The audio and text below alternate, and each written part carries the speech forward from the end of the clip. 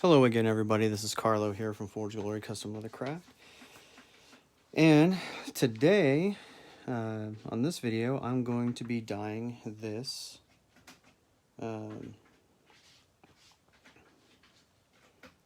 what's it called? I'm going to be dyeing this fender bib that I made yesterday. You guys probably saw the video yesterday. Saw the video yesterday of me making it. It's on my YouTube channel. Go look up my YouTube channel. Like and subscribe. You know, if you want to see more content. Okay, I got my iPhone here that is taking the video, and I got my iPad over here open so I can watch as you guys ask questions. So if you have any questions about what I'm doing, what I'm making, how I do it, and everything, please feel free to ask. I'll be turning my head every little bit to make sure that I see your questions come through. Any questions about, you know, how long it's going to take before you get your order, please send that to me in an email or in a private message so I can answer those. Since my phone and my iPad is being used up, I can't look up your personal order and get you an accurate time. So the art on this is going to be white-ish, and the background is going to be black. So what I'm using here is what's called Orion Calf dyeing wax. The white is a little different than any other color that Orion makes. The white is not meant to be used alone. It is, so if you want pink, you add red and it gives you pink. If you want a light blue, you add blue, gives you a lighter blue. If you want gray, you add black and it gives you a gray color. It's not actually supposed to be meant to use alone, but I found that if you do use it alone, you got to mix it up too before using it. It gives you a very unique look that I really like. So I'm just going to use the cap here.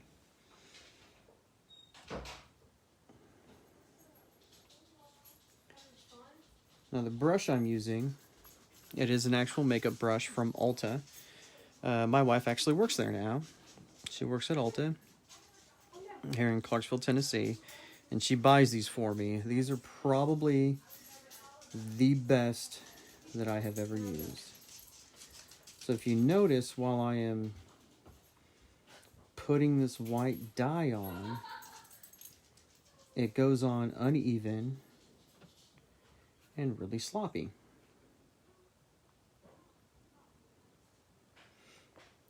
So before you put any dye on, you got to make sure that your leather is dry. Otherwise, because the dye has to penetrate the leather,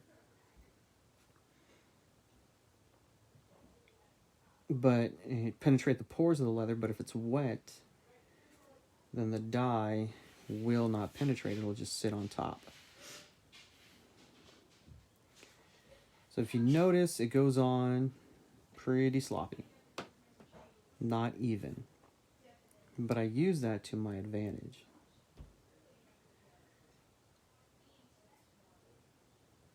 You guys will see that later. Since the rest of this is going to be black, so I'll dye the background black, and then that's still going to look sloppy. And then I'm going to use this to polish it. Then I'll put dye. This is just a normal horsehair polishing brush for, you know, if you need to polish your shoes or anything. Just a normal horsehair. And so once that's dry, it's going to look kind of sloppy. And then I'm going to put some black on the actual brush, and I'm going to go over it. And it gives it a really cool look that I like. If you look there on my Facebook page, you'll see some recent things that I made. The most recent that where I used this technique was a helmet with the Army EOD symbol on it. And I think that turned out pretty awesome. So it's my way of getting white because there's no real white dye. You know, like this one was meant to be mixed with other colors to lighten them up.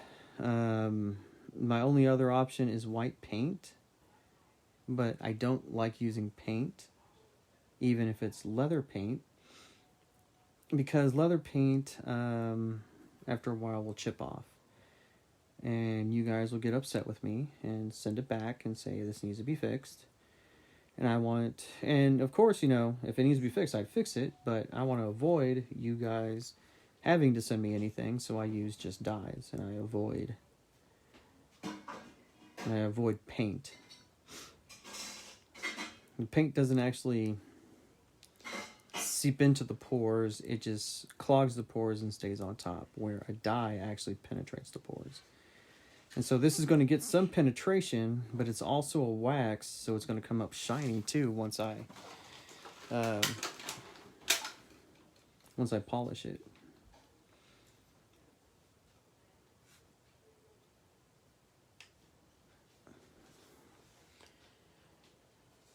All right, well, got a whole lot of people watching now. There we go.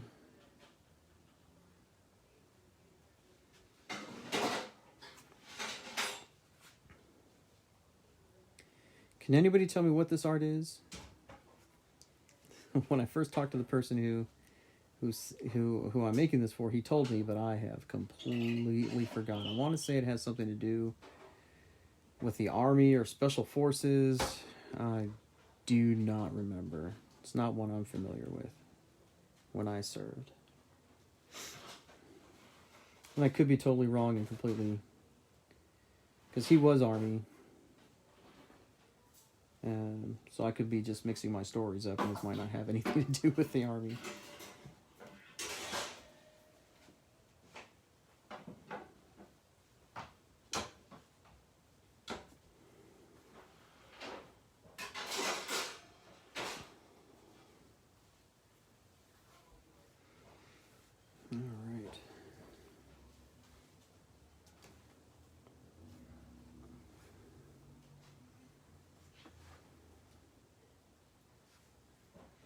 And as you see, as I'm sitting here working, you'll notice that this leather is warped.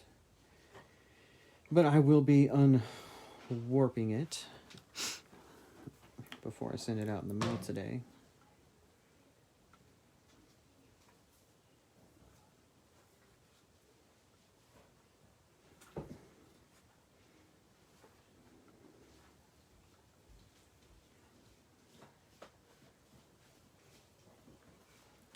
It's funny, when I got this dye, I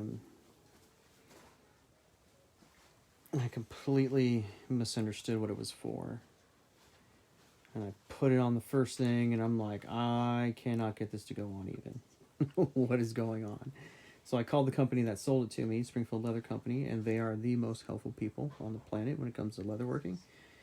And they explained to me how it was really supposed to use. They're like, yeah, you're not supposed to use it as just a plain white. It's supposed to be a mix-in, because the white will come out kind of funky looking, but I use that funky looking look to my advantage. You guys will see when it's done. It'll look cool.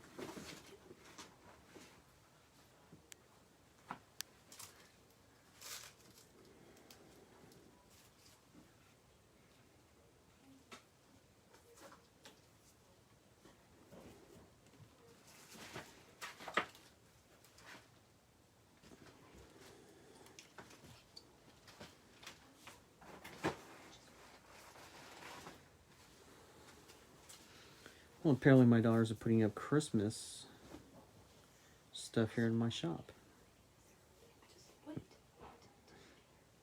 So you might hear them rustling around in the background there.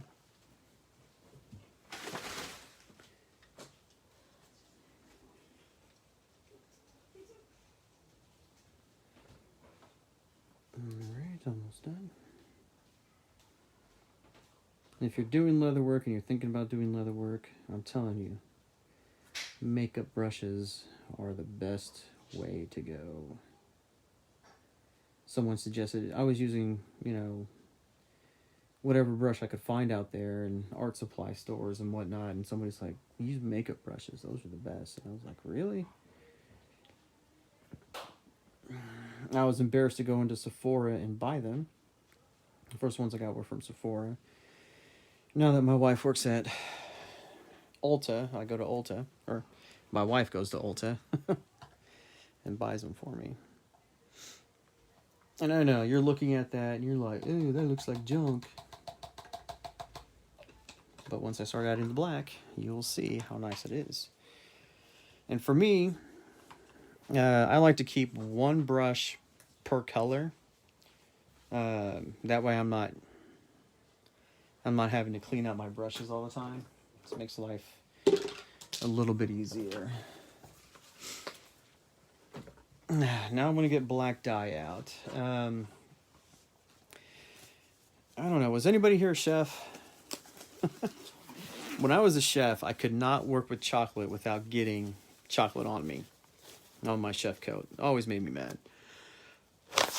Now as a leather craftsman, I cannot work with black dye without getting it on me.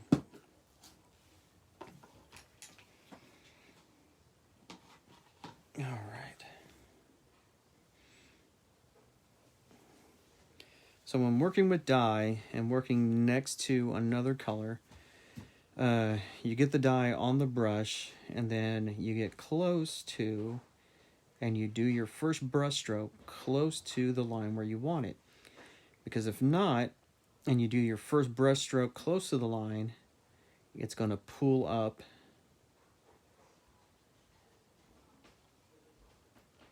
and it's going to go where you don't want it to go.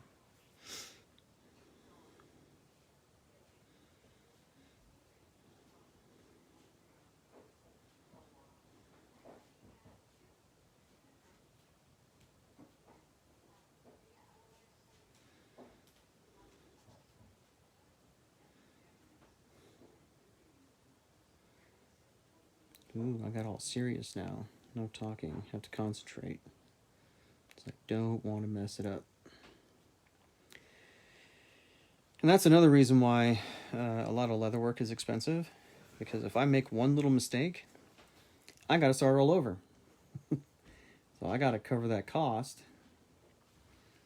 And so I try not to make any mistakes so I can bring my costs down.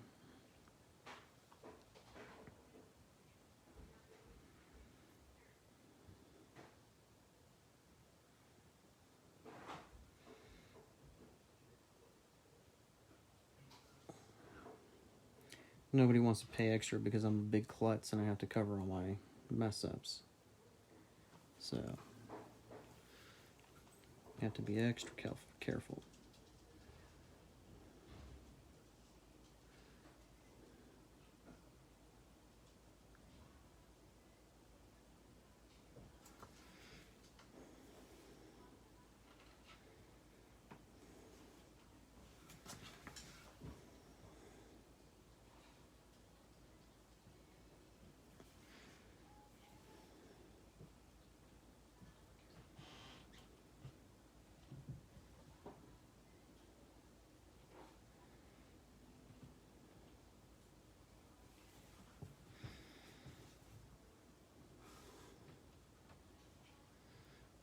I also found that holding it at an angle away from where I don't want it to go also helps keep the dye from bleeding into places that aren't supposed to have the black dye.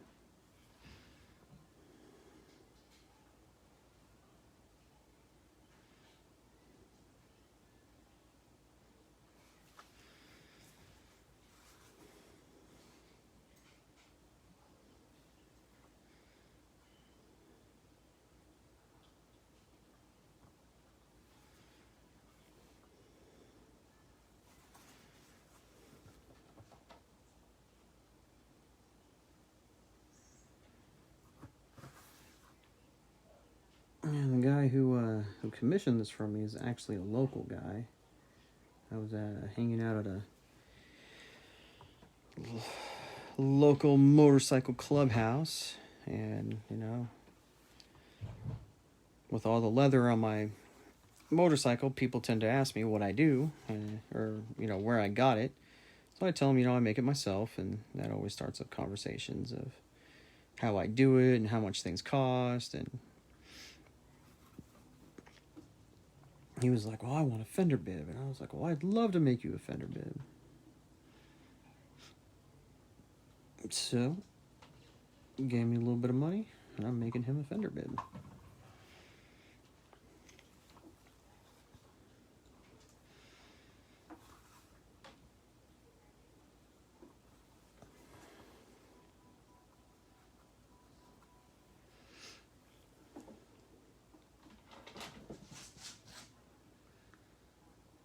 So I was asked the other day, let's see if I have any questions coming through.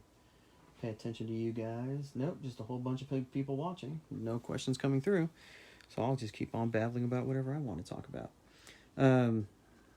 I was asked the other day about if I charge extra to color the art, or if I just leave the art the same color of the leather, would it be cheaper? And it's like, nope. If you get it colored, or if you keep the same color as the background of the leather, it's still going to cost the same. It's like,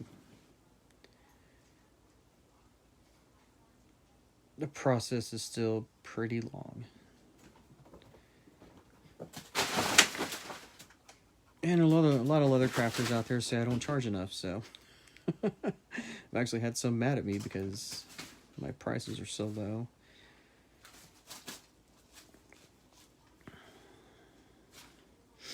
I had a couple message me and tell me that I needed to bring my prices up or else. And I'm like, or else what? Are you guys going to be mad at me?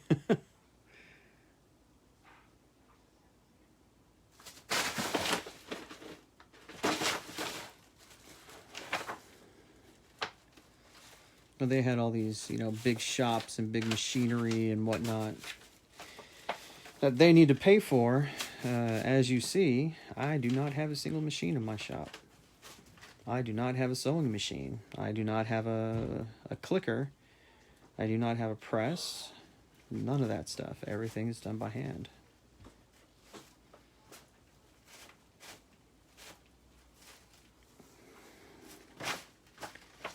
Takes a little longer, but I don't have those extra costs that the other guys do.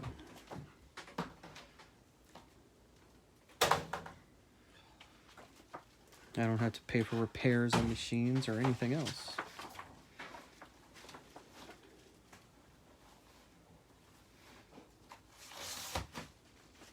I just got to take care of my hands and make sure they work.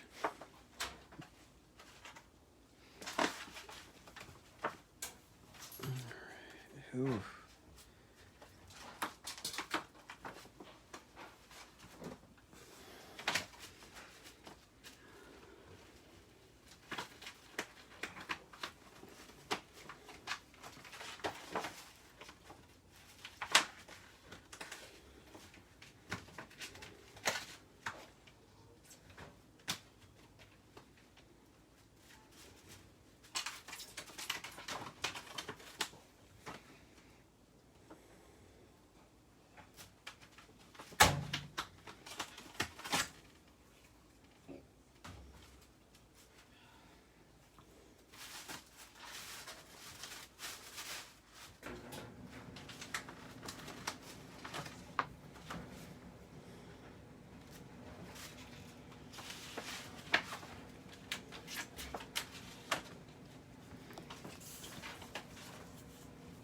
Now the letters.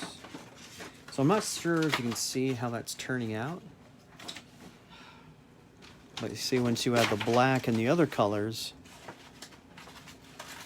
you get a definite better look with that white. It's not about the white, it's about what you got around it that makes it look good.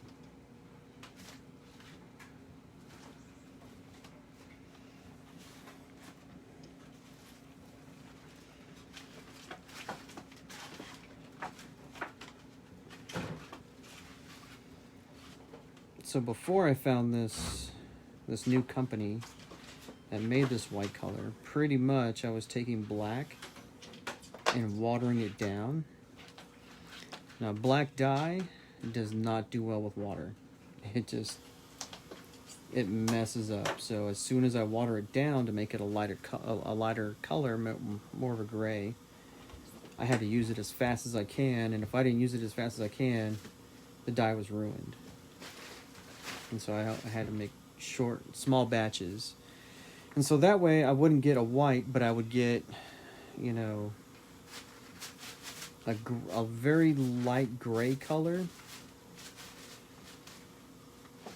And, you know, it passed for a dirty white color, but not a true white. But now that I got this dyeing wax, it's a lot better than what I was doing before. And it doesn't dry up, it doesn't mess up, nothing. Like the putting water with the black dye did.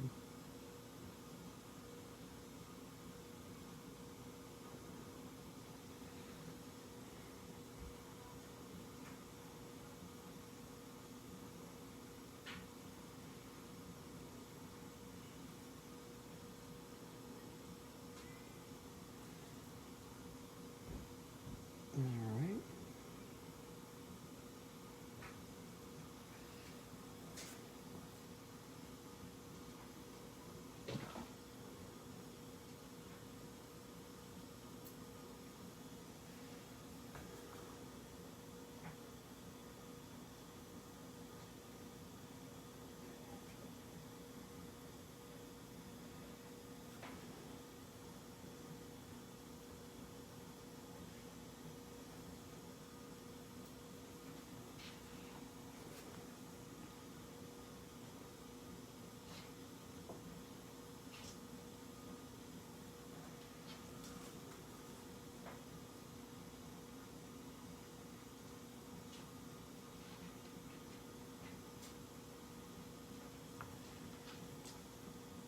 Yeah, getting close to those edges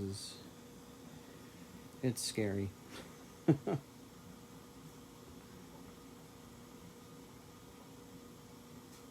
we go. That's why I love these makeup brushes so much is when I put it down, they don't splotch all the dye down at once. They retain a lot in the brush, so I have a lot more control than with most brushes out there. Ooh, don't do that. There we go.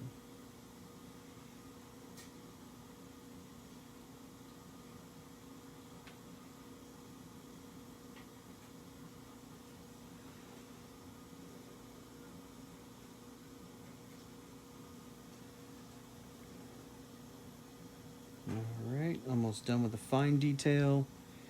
I'll be able to work on the bigger spots.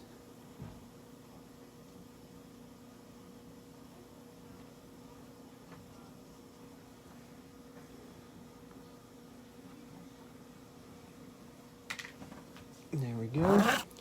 Gonna grab some more dye.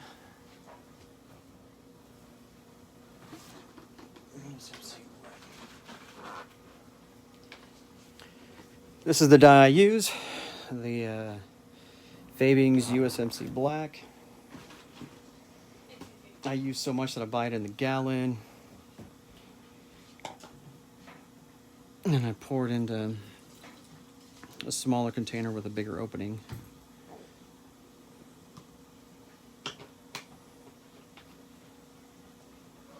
Now when you're doing large sections, you use a dauber. This is a wool dauber. Put it in your dye.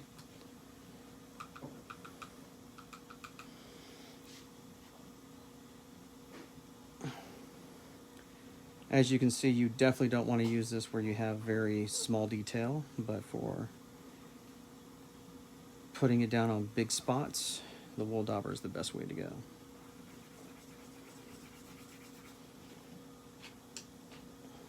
And every now and then you notice, okay, I missed a spot. There we go.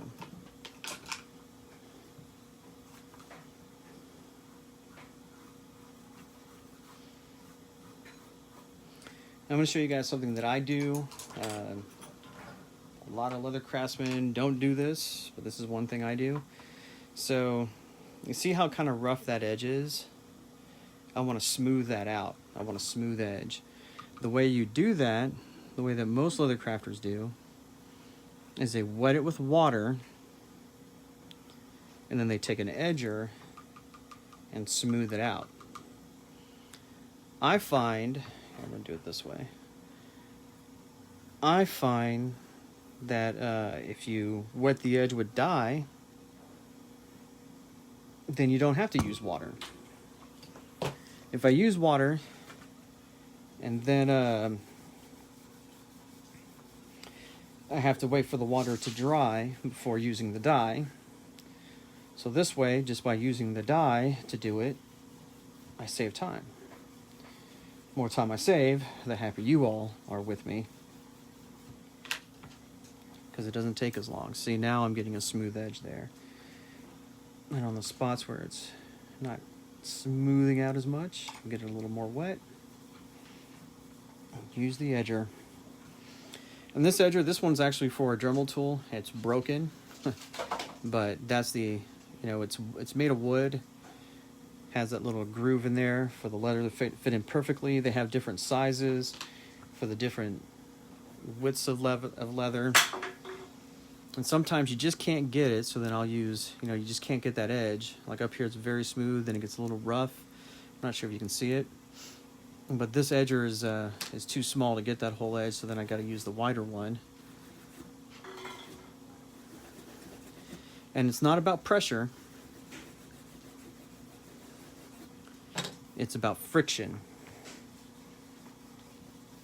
And pretty much what that does is it smooths out the roughness of the edges.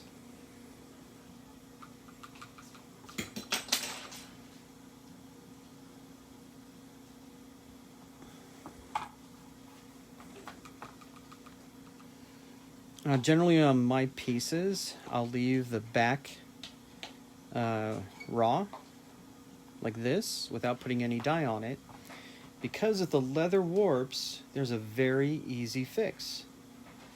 All you have to do is wet the leather, and then put it under, I usually put it under this is a granite block that I use for my leather crafting.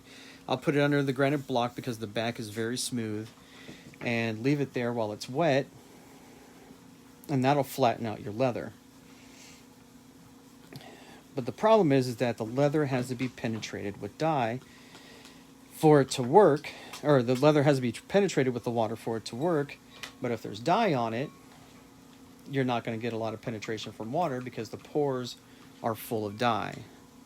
So I leave the back raw so that if it ever warps on you, you got it on your bike, you leave it out in the rain, you leave it out in the sun, and it warps, then all you got to do is take it off, wet the back, put it under something flat, smooth, and heavy. Say about 10 pounds would do. And it'll flatten out for you perfectly. Because most of the leather that I get in, cows aren't flat. They got lumps, they got curves. Cows are not flat. So when I get the leather in my shop, it's got bends in it, and so I have to flatten it out myself. Before I ship it out to you.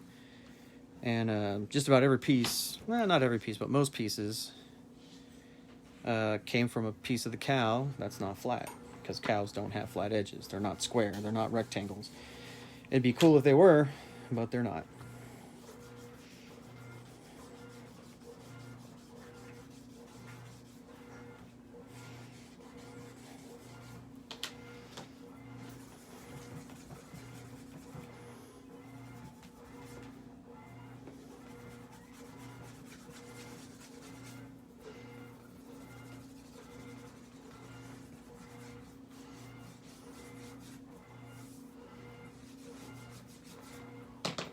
There we go.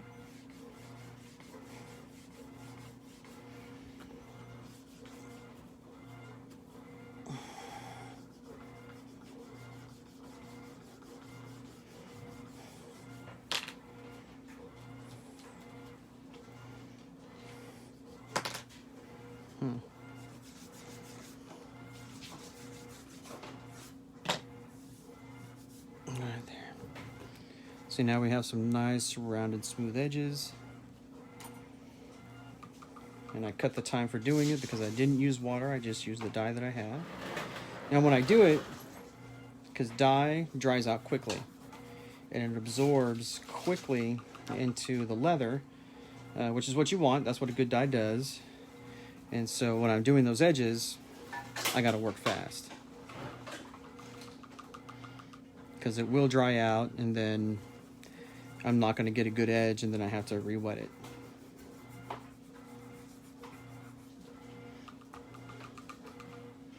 It's not something where I can put the dye on, wait a couple minutes, and then go back and put the edge on. Nope, as soon as I put the dye on, I gotta work that edge.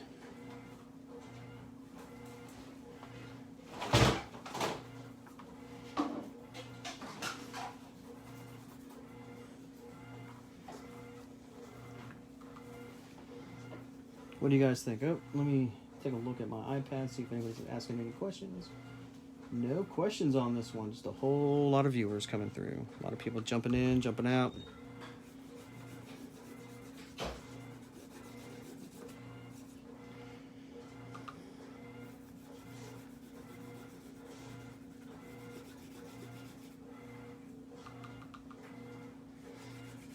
Now when applying black, black is one of the worst colors to work with. It is one of the most popular colors that people want, but it is the hardest to work with because you have to go in layers. You have to layer it on, layer it on, layer it on.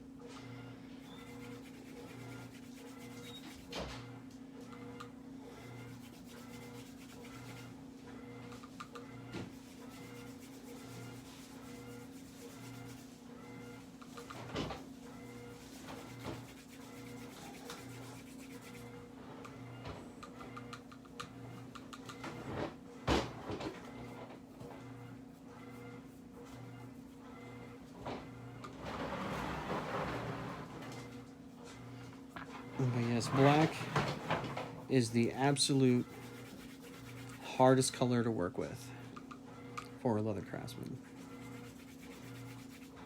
Because you have to put so many layers on it to get at that dark, rich black that you're looking for.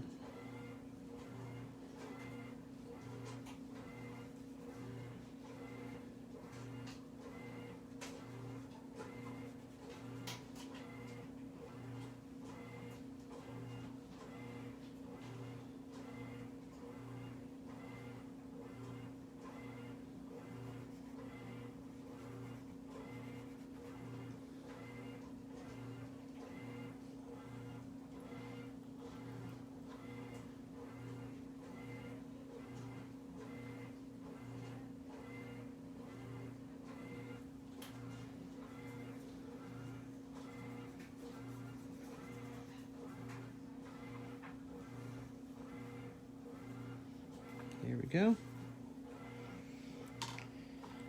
And now I'm going to put another layer on these parts that are close to the white to even it all out. But yeah, black is layer upon layer. Brown I don't have that problem with. I put one layer down and it's good. But black is one of the most difficult colors to work with. Now if I was doing things drum dyed, I'm sorry, drum dyed, then it's easy to work with because I just put the leather in the black and it's all going to be black. You know, and that's what they do with your leather jackets. They, when they say drum dyed, that means that the leather was put into a drum with the dye and it was rotated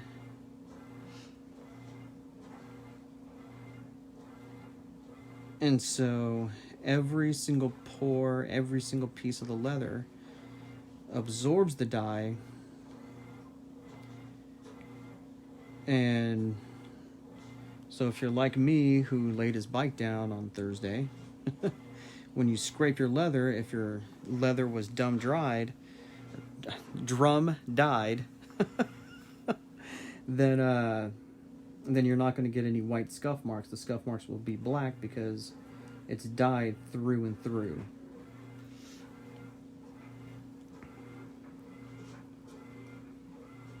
Where for this, if you scuff it up, because it's not dyed through and through, if you scuff it up, you're going to get some white marks. But because I'm putting these extra layers on it, you're going to have to scuff it up a lot before you see the tan color. Okay, I think I'm at where I want to be. I'm going to put a little extra up here. It's hard to see. I know it's hard to see in the video, but I can see like little places where the dye hasn't fully penetrated.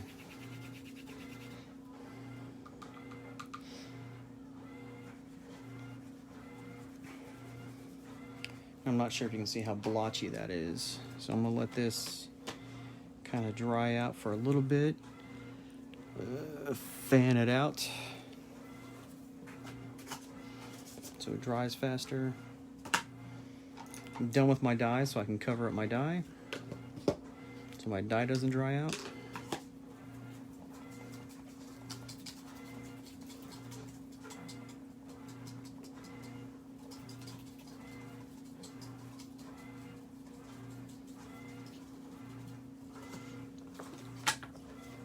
Alright, I'm going to take my cloth here and blotch it.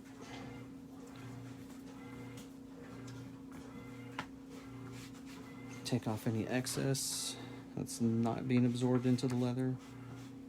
There we go.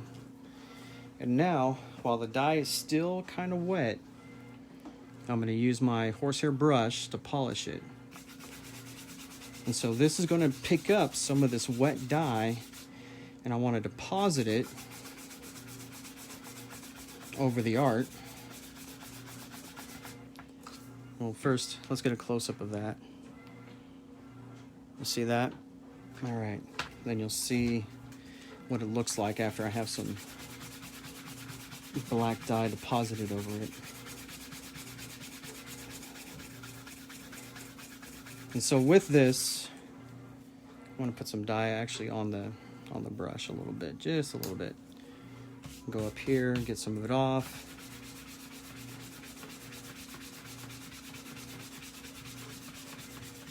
There we go.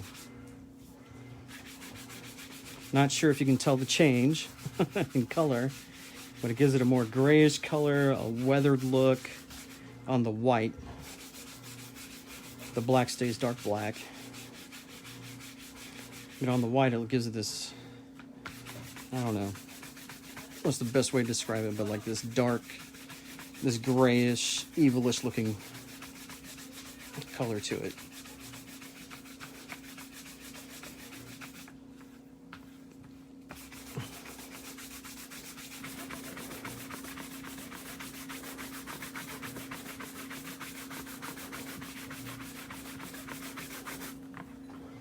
When you're doing this, like I said, you're not looking for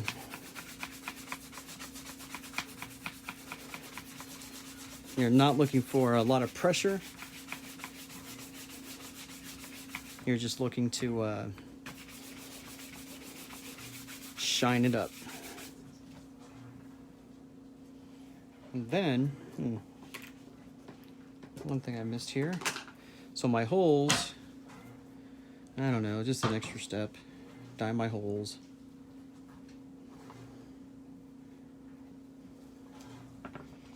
The holes really don't need to be dyed because they're going to be on the bike and they're going to be full with the bolt that you use to put it on the bike, but it gives it a better finished look if you do it.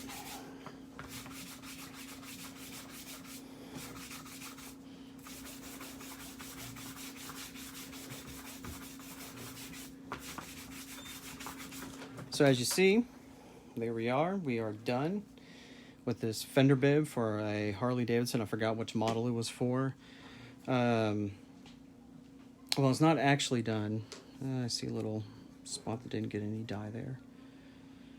It's not actually done because I have to wet the back of it There we go, that worked out. So I'm gonna have to wet the back of it, because as you see, it's not flat, it's warped. Because cows are not made in squares.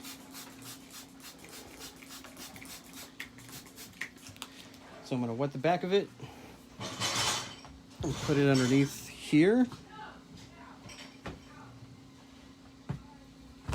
And that'll flatten out the leather. And then I'm gonna start working on these. But for now, I'm gonna sign out, and thank you all for watching. Remember, here at Forge Glory, we're all about the leather, your design, and my shop coming together to make some awesome products. Have a wonderful day.